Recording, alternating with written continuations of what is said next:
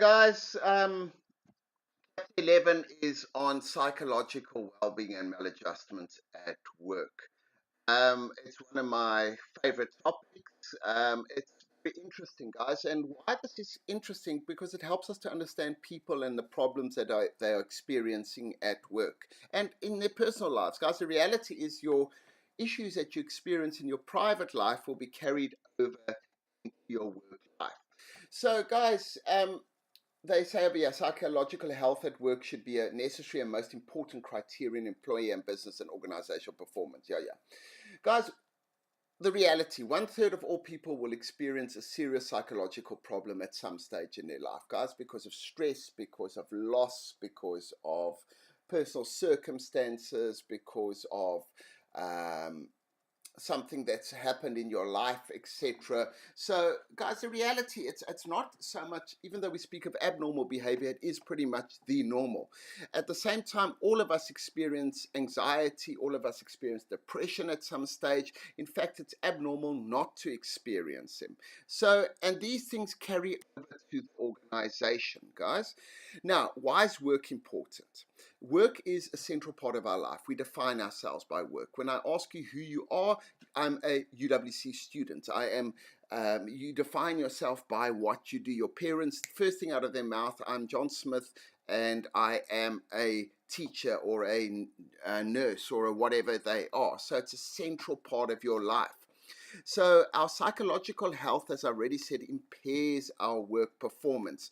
So where you have work stress or it tends to decrease your self-worth or your self-concept, and you can feel quite alienated and your performance can drop off, etc.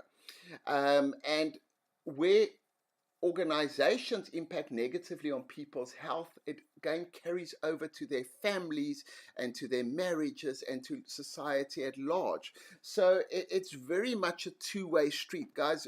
On the one hand, we carry our problems into the organization, but on the other hand, the organization also influences us and causes psychological problems on a number of levels.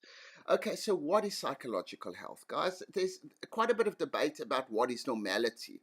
Um, is there such a thing as a normal person at the end of the day? Um, so and it's quite, guys, if you read what we're going to deal with here, some of these things that you're going to read about here, in fact the reality is you will identify with a number of the characteristics, guys. Most of us have some or other psychological or characteristics or symptoms of psychological disorders. So normality is a very contentious concept in its own sense. Okay, so what are some of the definitions? No sign of mental disorder. So you've got no sign of serious mental disorders. It would be difficult to use, I'll get to it now, but the DSM and Diagnostic and Statistical Manual to classify you. Relatively free of emotional conflicts. Guys, we all have emotional conflicts. We have to make decisions, etc. But if your whole life is racked by emotional conflicts, etc., then we'd probably ask, there are issues that you need to deal with. Autonomy, maturity, and independence. Guys, if you're 25 years, no, let's say you're 35 years old and still living with your mother.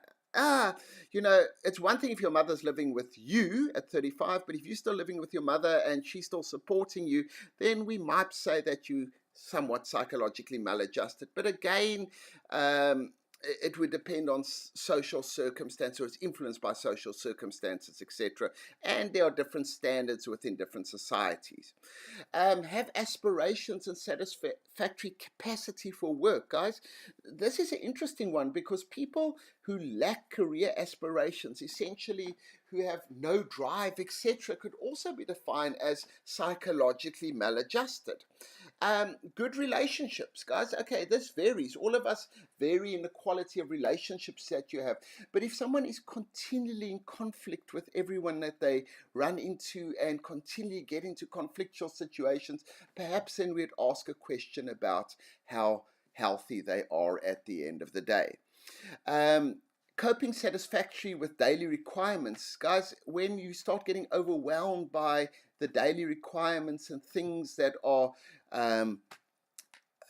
happening around us, then it's indication that perhaps you need a bit of help.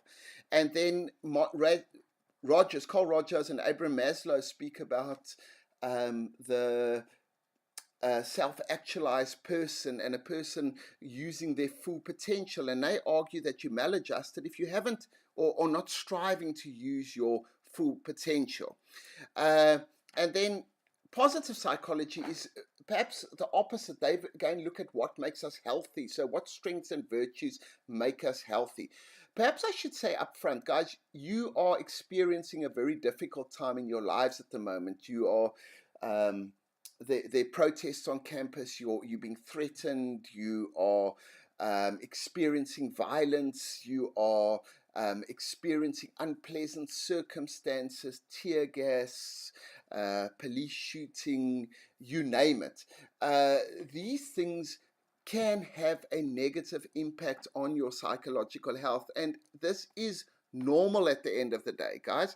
So it's also important to monitor yourself and how you're experiencing different aspects of life. So, guys, the question here is, how do we diagnose psychological maladjustment? Okay, so it can differ between cultures, guys.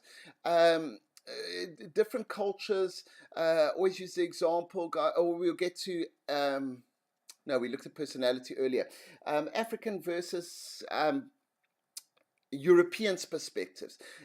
Me as a European person, if my deceased mother is talking to me and I'm consulting with her, etc., guys, I'm going to land up down the road in the mental hospital. Whereas if you are a traditional African person who's talking to your ancestors, etc., you're blessed and you'll probably be elevated to the level of Sangoma. So what is psychological maladjustment differs between societies, etc. There's a manual, the Diagnostic and Statistical Manual, DSM. It's now on a DSM-5. Sets particular criteria for different disorders, and we'll touch on a whole lot of them now. And one thing, or one definition, is abnormal or deviant behavior. What is normal behavior, but behavior that stands out in particular, etc., as abnormal or deviant. But again, it's a contentious concept.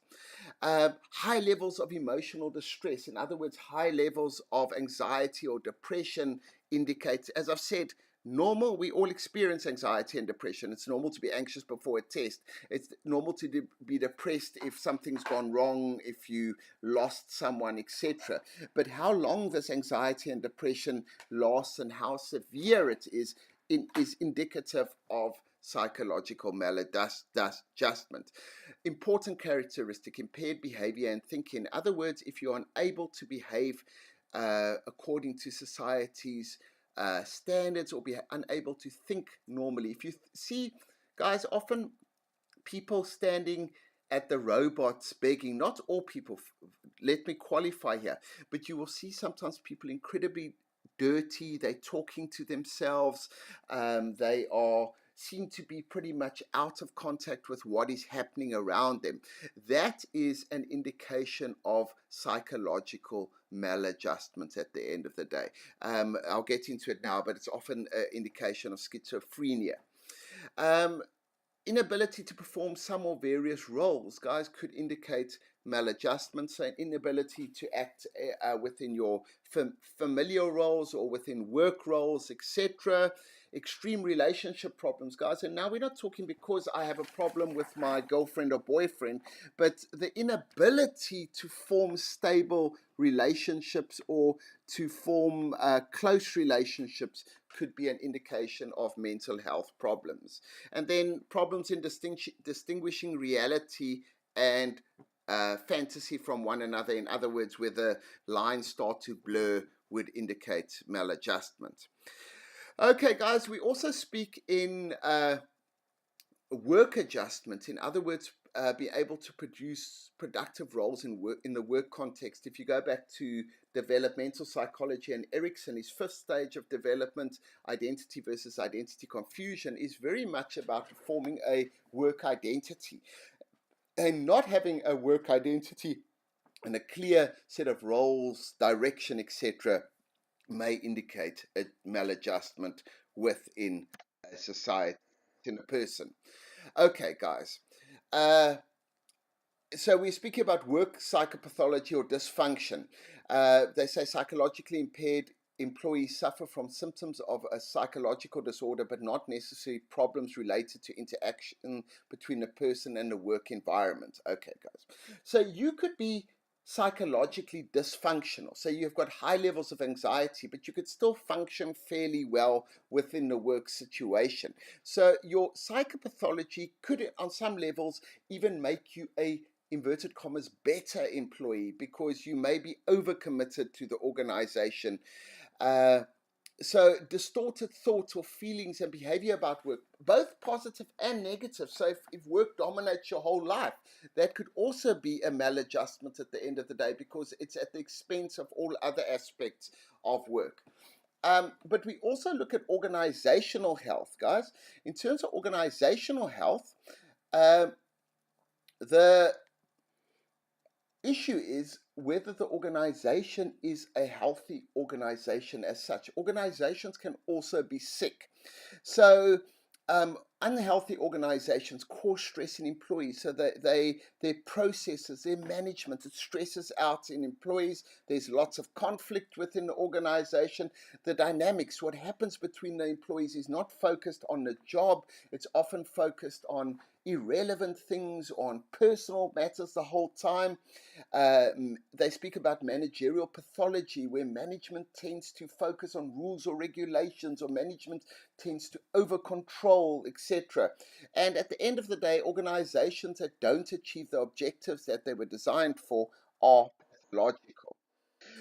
Okay, guys, what are the approaches to understanding mental health? As I spoke to you about in the first class, guys, psychology isn't an absolute science. There's not right and wrong approaches. There's various different approaches to understanding all aspects of society, of psychological health. Okay, the first one is a pathological wellness orientation. The pathology, guys, when do you go to a doctor? You go to a doctor when you're sick. The same idea exists within psychology. So you go see a psychologist when you're experiencing psychological problems, or in other words, pathology. So you're ill, your behavior is impaired, your emotions are impaired, etc. Here, essentially, the pathological approach basically said healthy is an absence of um, symptoms that indicate psychological maladjustments. Okay, the wellness and positive psychologists, on the other hand, say no, what we actually need to focus on is the characteristics that make us less likely to become sick at the end of the day. So they focus on the well-being and what's going to make us healthy and um, uh, prevent us from developing psychological disorders. So if you go back to chapter 2, if you look at positive psychology, there's various things like self-esteem and self-actualization and hardiness and internal locus of control, etc., that they would emphasize at the end of the day. So, guys, according to classical theories, where does psychopathology come from?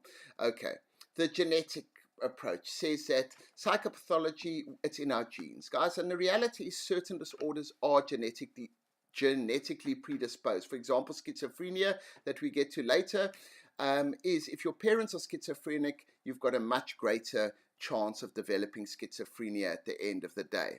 So the question is then, do we have particular genes that make us more susceptible to depression, anxiety?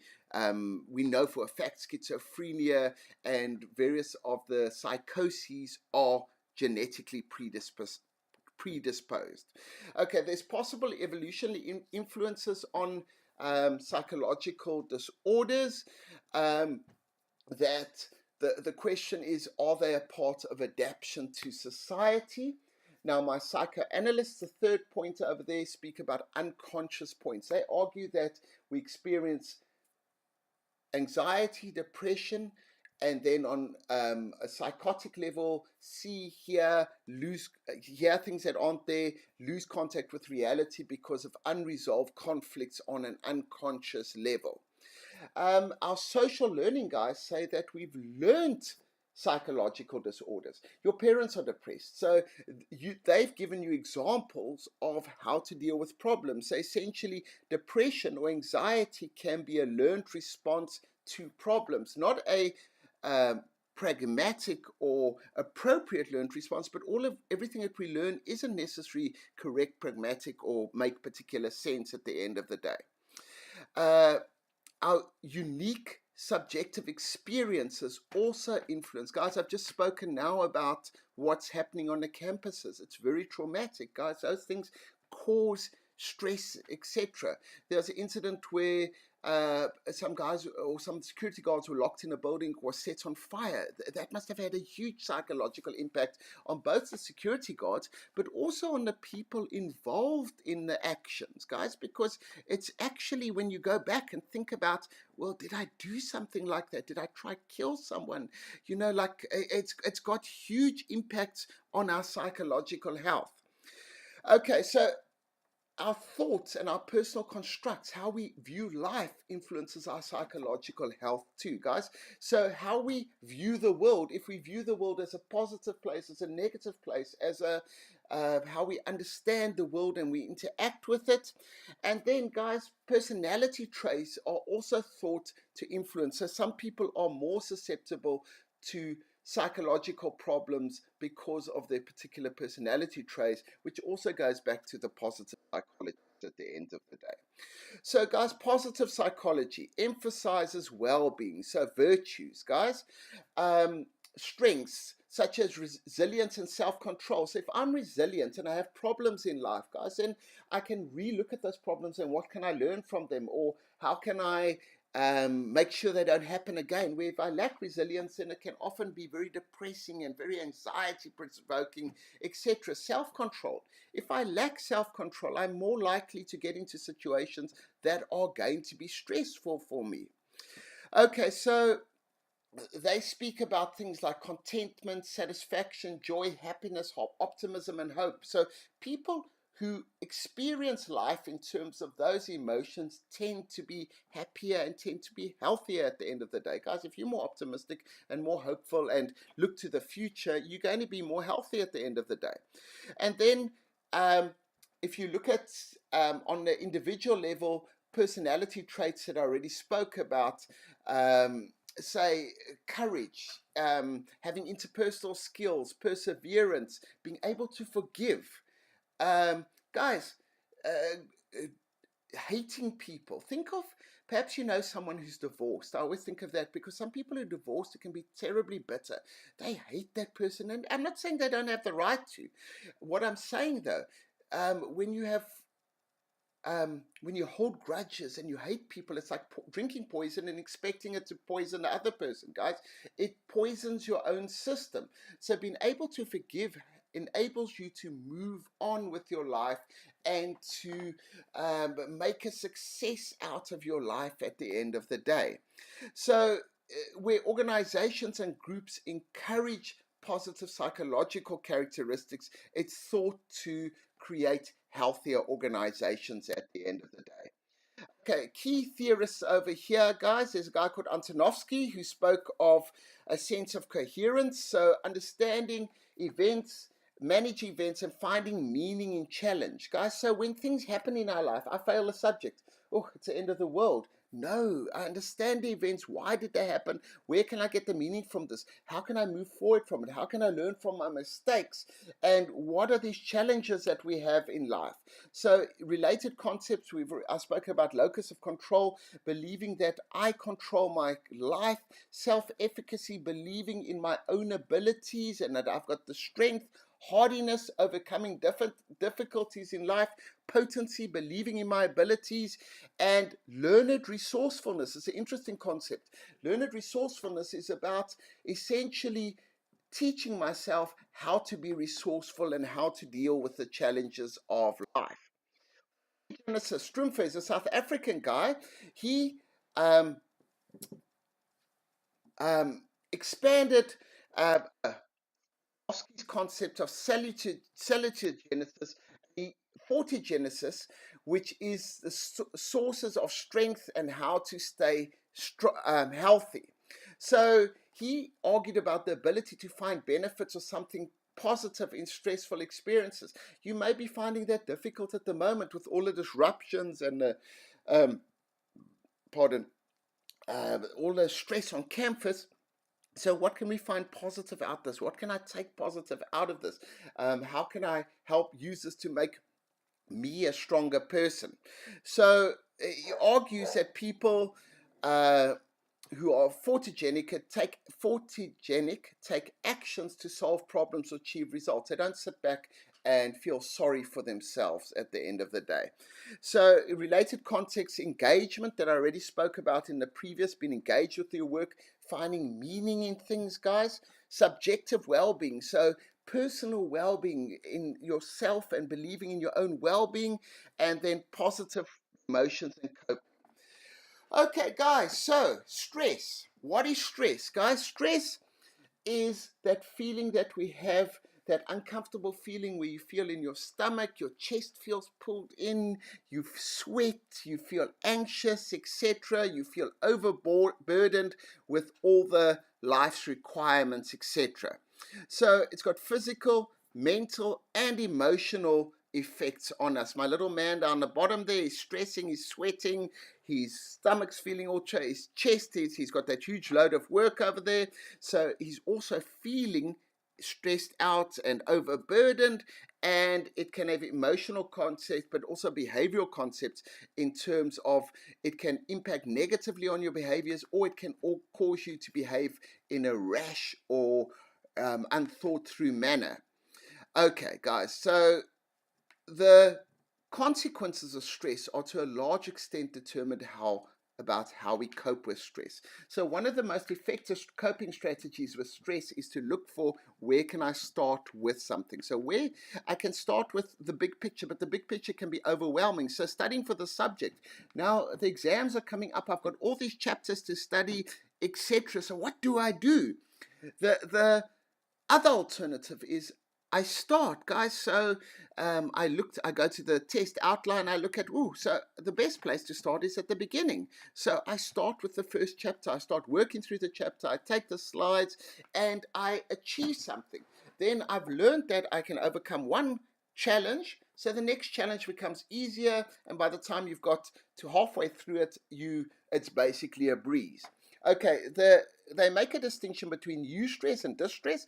Eustress is positive stress, stress that drives us. If you think of athletes just before they run, when you're ready for fight or flight, you are ready, you're stressed up, but it's positive stress in it that turns into action. It gets us going. Distress can, through negative experiences, or perhaps I should rephrase it, experiences that are evaluated subjectively as negative, cause us to behave less effectively. So they break us down and we feel overwhelmed, we feel unable to deal with the situation, etc. We also get acute stress, guys, which is stress over a long period of time. So what stresses us out is often not big things.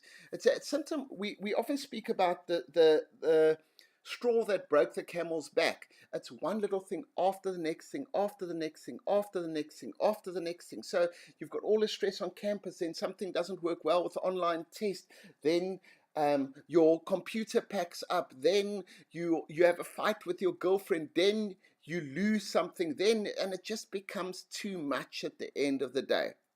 Okay, so acute stress is related to chronic stress, which over time, if you are exposed to stressful circumstances for a long period of time, guys, and I must emphasize the protests have been going on campus for a long period of time now, guys. So I assume a lot of you are experiencing chronic stress. And perhaps it's not a bad idea to go knock on the door of the campus health services and to go chat about your experiences, etc., guys, because this is a long-term process and it's very stressful over a long period of time, and it is very likely to have negative concepts. Guys, stress appraisal is very important. Um,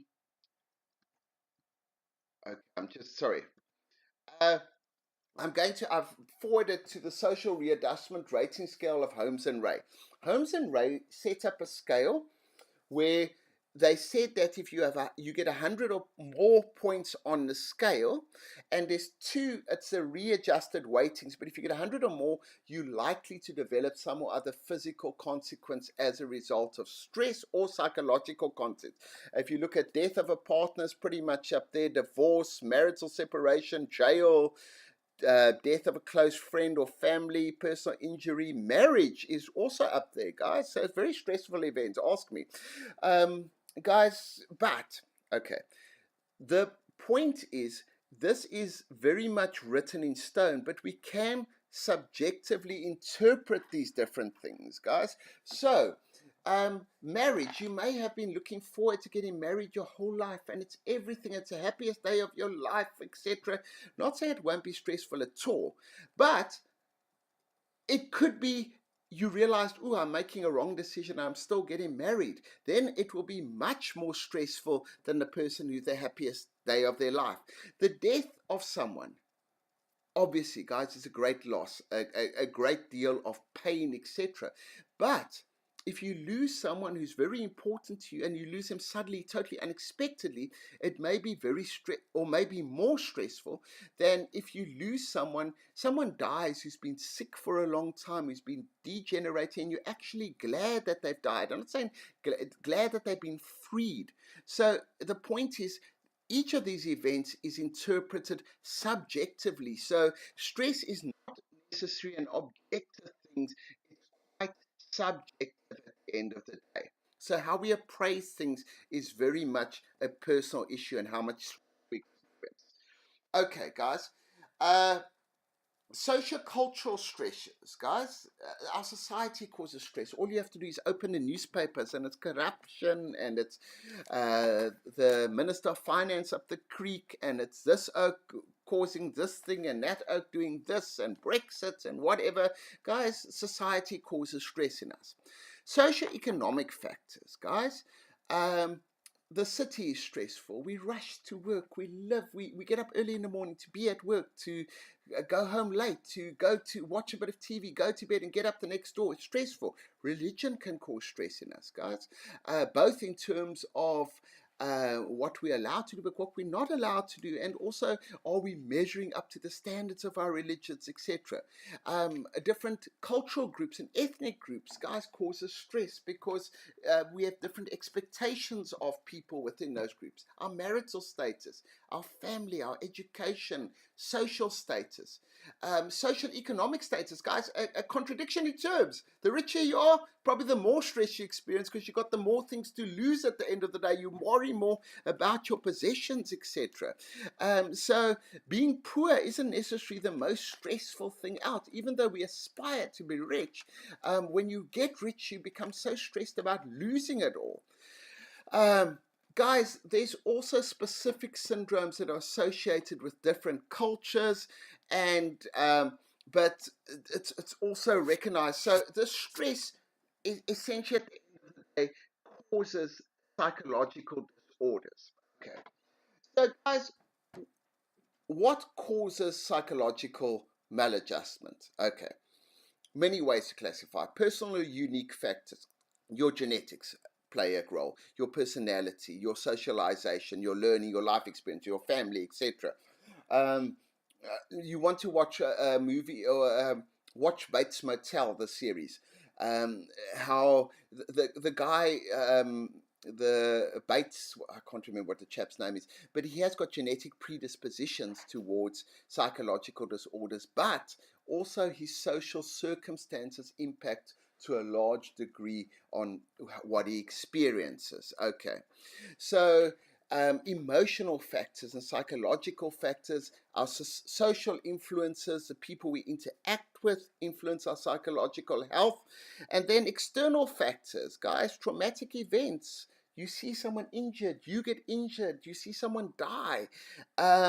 Your socioeconomic conditions can also be very stressful. Guys, as a student, I just said being poor isn't stressful.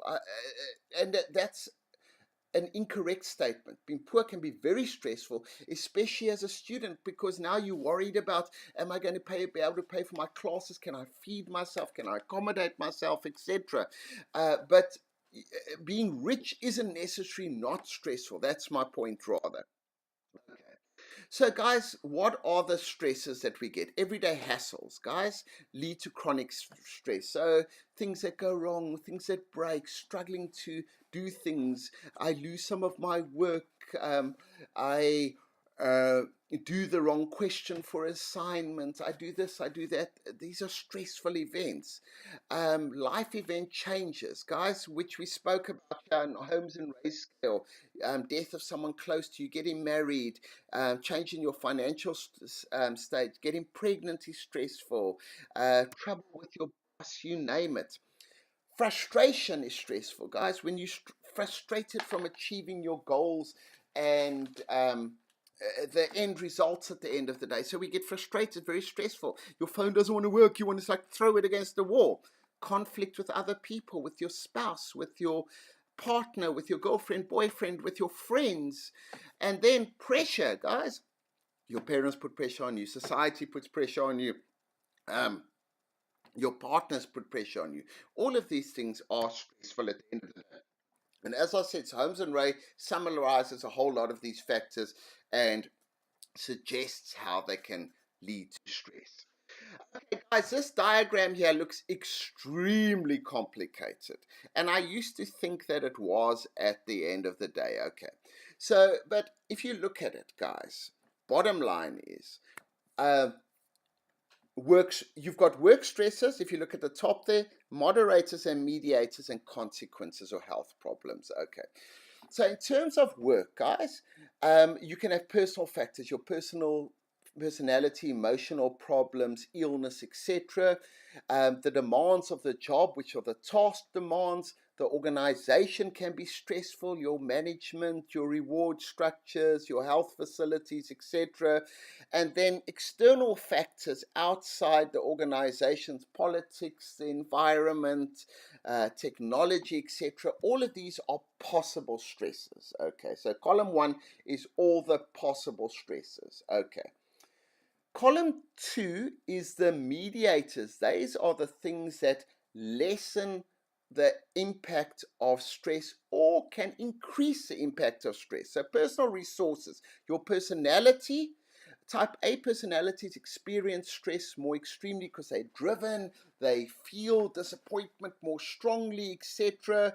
But if you've got various personal resources, my positive psychologists or psychology, etc., that can reduce the effects.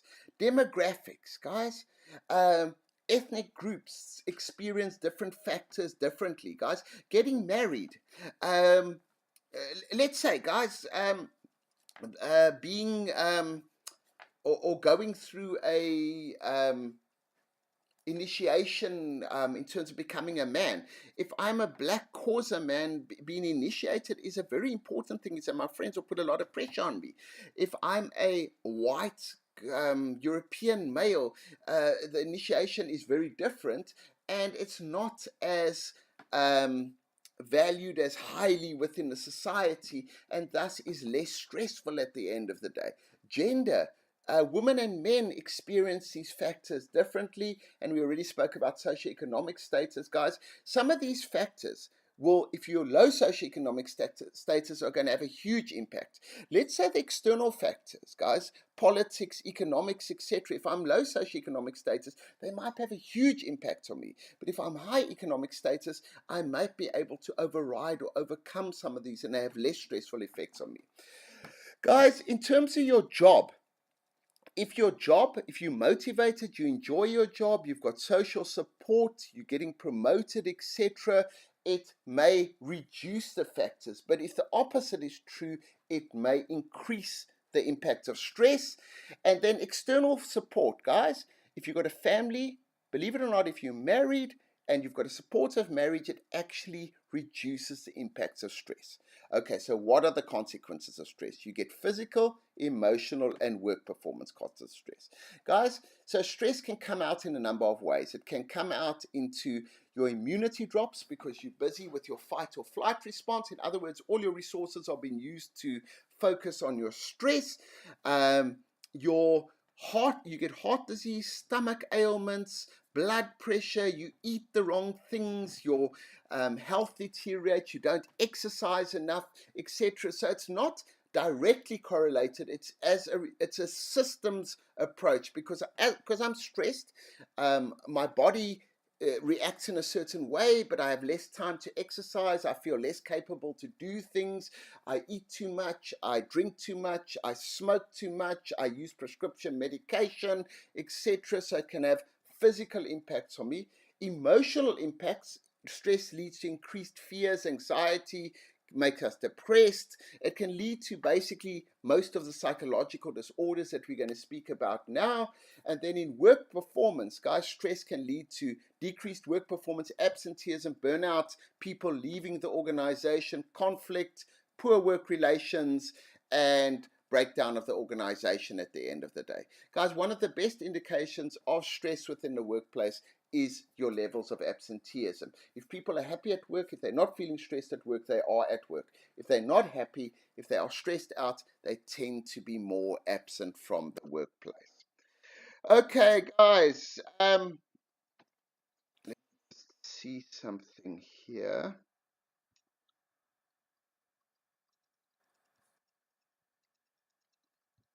No, I shouldn't be. Okay. Guys, I'm going to end this video over here, and then the next one I will